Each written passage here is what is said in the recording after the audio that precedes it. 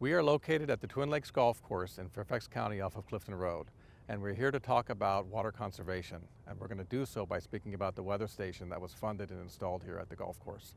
Weather stations optimize the watering requirements at the golf courses, and this is big because golf courses use a lot of water, and water is a very valuable and a very expensive resource.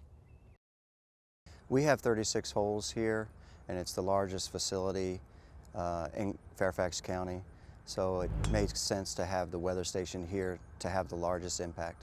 We're able to conserve water, and if we have a thunderstorm that comes through in the evening, whether or not we set up the water, we can trust to go ahead and program the irrigation. If it rains, the weather station will shut down the program and we'll have saved the water. This is an ongoing process. We started with the golf courses. We've been funding weather stations at all of our golf courses over the last few years, and we're continuing with additional water conservation measures at our ball fields and our rec centers.